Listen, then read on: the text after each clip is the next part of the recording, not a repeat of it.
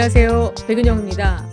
최동석 씨가 본인이 앓고 있는 병을 공개했습니다. 최동석 씨가 모든 아나운서의 꿈인 KBS 9시 뉴스에 하차를 하는 소식이 예전에 한번 알려진 적이 있습니다. 귀 건강 문제였고 병가를 내고 휴식 예정이다. 결국에는 최동석 아나운서가 퇴사를 했는데 지금요, 이 병 상태가 심상치가 않다고 그렇게 알려졌습니다. 최동석 씨는요, 처음에 이 병을 발견하게 된 게 뉴스를 진행할 때 날씨가 맨 마지막입니다. 날씨 원고를 읽고 있는데 PD가 인이어로 콜을 했는데 안 들렸다고 합니다. 큐! 원고 읽으세요. 다음 넘어가십시다. 이런 식으로. 근데 안 들렸는데 눈치껏 여기서 방송을 끝내라는 거구나 라고 눈치를 채고 사고 없이 끝냈다고 해요. 그리고 귀가 이상해서 동네 이비인후과를 갔는데 큰 병원으로 가라 얘기를 듣고 병원에서 검사를 받았는데 최동석 씨의 병명은요, 상반고리관 피혈증후군입니다. 너무 이름도 낯선 이 병, 상반고리관 피혈증후군입니다. 우선은 내 목소리의 크기가 어느 정도인지 작은 건지 큰 건지 감이 안 온다고 합니다. 그리고 계단을 오르락 내리락 할 때 어때요? 심장이 좀 뛰잖아요? 그러니까 운동을 조금이라도 하면은 그 심장 소리가 귀에 들리는 겁니다.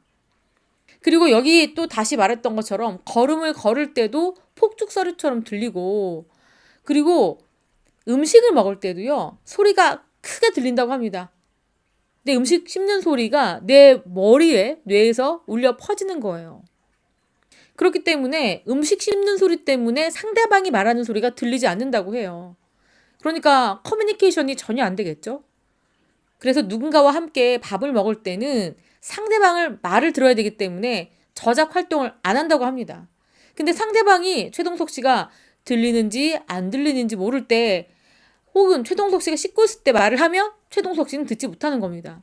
어디가 막 아프거나 고통스러운 건 아니지만 굉장히 불편한 그런 병입니다. 그러니까 이런 증세가 눈을 떠서 눈을 감을 때까지 지속되니 얼마나 스트레스를 많이 받겠습니까?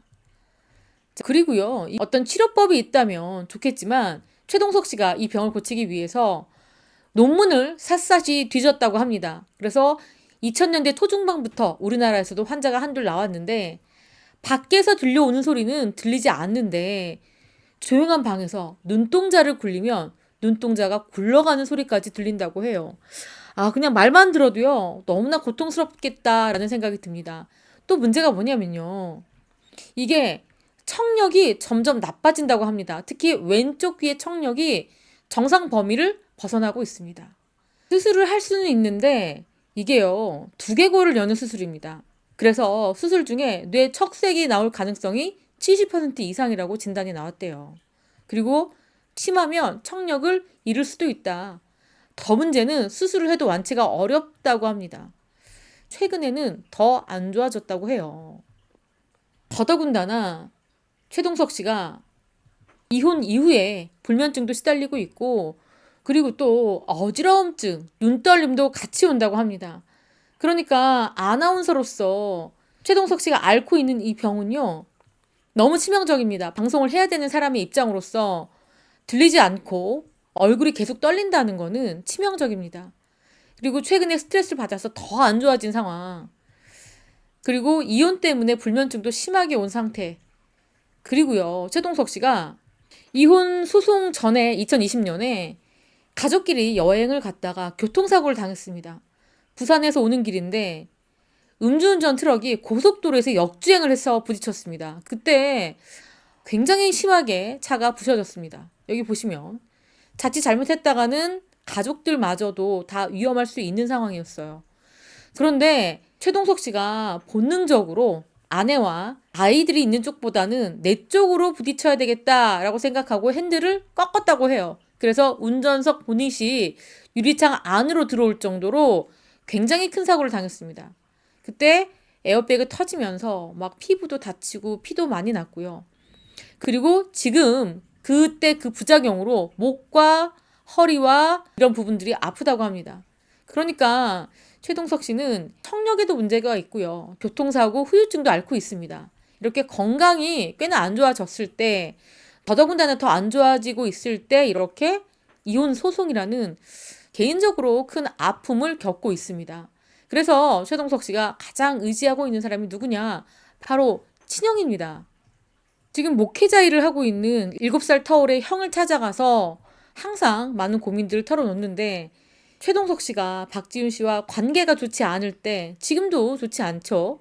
안 좋아졌을 때 제일 처음 이 형에게 조언을 구했다고 해요. 그때 형이 참고 살라 이렇게 말을 했고 또 이혼을 반대했다고 합니다. 근데 최동석 씨는 자신의 고통을 알아주지 않는 것 같아서 짜증이 났다고 해요. 그냥 참으라는 말 자체가 굉장히 싫었나 봅니다.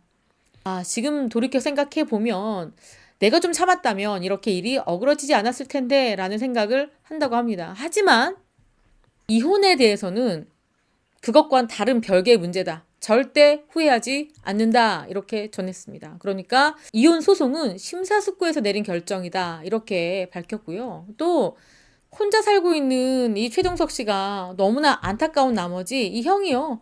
좋은 사람 만나서 다시 사랑도 하고 결혼도 했으면 좋겠다라는 뉘앙스를 보이자 최동석 씨가 그런 이야기는 하지 말라며 재혼 언급을 차단시켰습니다. 이렇게 최동석 씨가 예능에 나와서 본인의 속내를 고스란히 털어놓고 또 지금까지 말할 수 없었던 그런 내면의 아픔도 공개를 하고 있습니다. 그리고 이 부모님에 대해서, 특히 어머니에 대해서 미안한 마음을 갖고 있습니다. 왜냐면 최동석 씨가 이혼 소송을 벌이고 있는 거, 그리고 지금 회사를 퇴사하고 쉬고 있는 과정인데 아마 어머니를 만날 때 마음이 무겁겠죠. 그리고 어머니도 아들이 힘들어할까봐 대화를 거는 것조차 부담스러워하고 있다고 합니다. 오히려 최동석 씨가 불편해할까봐 신경 쓰이는 어머니 모습, 배려하는 어머님의 모습을 보면 또 아들의 마음도 무너지겠죠. 어머니가 나를 보면서 애달파하는 게 느껴진다. 내가 좋은 아들은 아닌 것 같다. 이렇게 속내를 털어놓고 있습니다. 최동석 씨가 지금 이렇게 예능에 나와서 이혼의 관계에 대한 이슈로 많은 이야기를 하고 있고요. 이런 최동석 씨가 좀 경솔하다라는 의견도 있습니다. 아직 이혼이 결정난 것도 아니고 소송 중인데 너무나 개인적인 이야기를 하고 아픔을 이야기하다 보니까 자연스럽게 박지윤 씨에 대한 비난의 화살이 가고 있고 또 아이들도 지금 박지윤 씨가 돌보고 있습니다. 그래서 일련의 이야기들이 계속 나오면서 오히려 최동석 씨는 동정표, 박지윤 씨에게는 비난의 시선이 꽂히고 있는데, 자, 이런 부분 때문에 이게 다 최동석 씨의 발언 때문이 아니냐 이런 이야기가 있고요. 또 박지윤 씨도 할 말이 있지 않겠느냐 이렇게 보는 분도 있습니다.